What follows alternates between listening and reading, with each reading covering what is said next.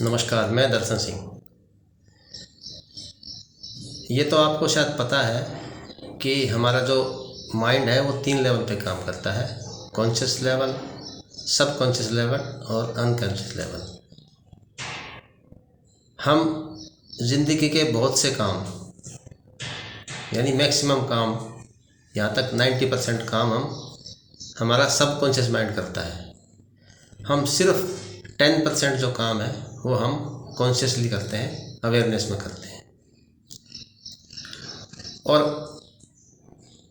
कुछ समय तक हम किसी काम को जब अवेयरनेस में करते हैं तो बाद में वो काम हमारे सबकॉन्शियस माइंड में प्लांट हो जाता है और वो काम फिर ऑटोमेटिकली होने लगता है। जब हमारा माइंड किसी काम को अडॉप्ट कर लेता है सबकॉन्शियस माइंड में, उसके बाद वो काम के लिए हमें एफर्ट्स नहीं लगाने पड़ते और वो काम ऑटोमेटिकली हमारा सबकॉन्शियस माइंड करता है। तो मैं आपको कुछ ऐसे रीज़न बताऊंगा, कुछ ऐसे काम ऐसे बताऊंगा रीज़न, कारण कि जिनकी वजह से हमारा जो माइंड है वो प्रोग्राम हो जाता है और जो एक्टिविटी है वो हमारे सबकॉन्शियस माइंड में प्लांट हो जाती है। तो दोस्तों, सबसे पहला पॉइंट होगा हमारा कि एज। जब हमारी एज 5 साल से कम होती है, यानी जब बच्चा पैदा होता है और 5-6 साल तक जो भी काम उससे करवाया जाता है, जो भी काम उसको बताया जाता है, वो खुशी हुई करता है, क्योंकि सबकॉन्शियस माइंड उस समय हमारा कॉन्शियस माइंड ऑब्जेक्ट नहीं करता।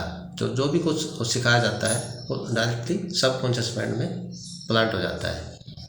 तो आपने देखा होगा कि बच्चों को जो हम सिखाते हैं तो वो बहुत समय तक रहता है उनके माइंड में। बहुत समय मीन्स बहुत से काम तो लाइफ लॉन्ग रहते हैं, ज़िंदगी भर के लिए रहते हैं, जो काम उन्होंने बचपन में सीखे होते हैं। दूसरा होता है नंबर 2, लॉजिक्स।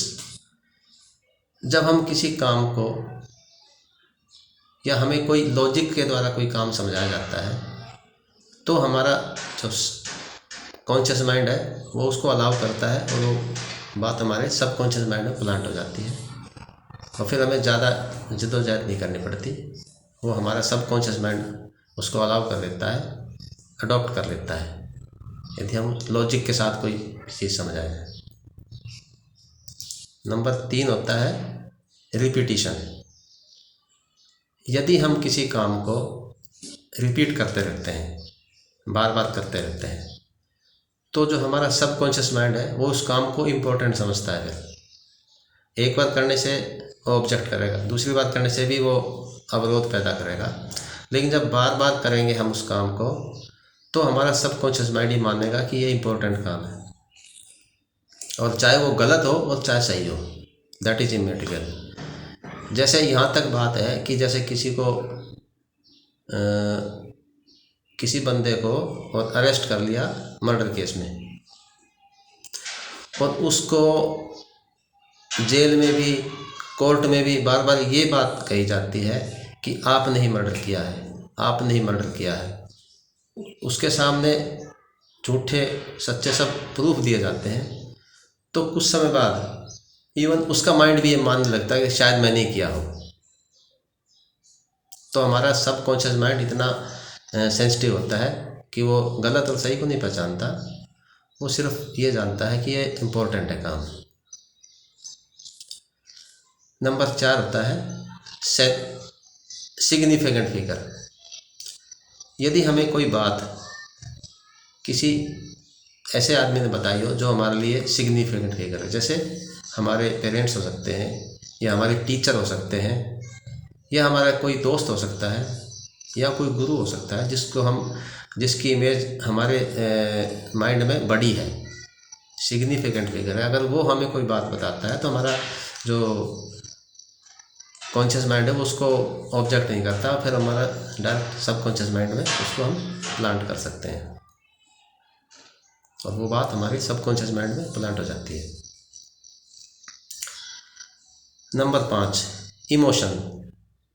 यदि हमें कोई बात इमोशनली बताई जाए जो हमारे दिल को छू रही है,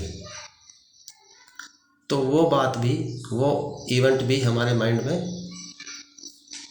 जल्दी प्लांट हो जाता है और हमारा सबकॉन्शियस माइंड उसको अडॉप्ट कर लेता है।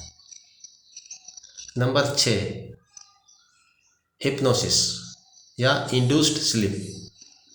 हिप्नोसिस एक ग्रीक वर्ड है जिसको हम अगर उसका ट्रांसलेट करना चाहे तो इंड्यूस्ड स्लीप, यानी हमारे माइंड को, जो हमारा कॉन्शियस माइंड है, उसको हम सुला देते हैं कुछ ऐसी एक्टिविटी करके, वो बाईपास हो जाता है।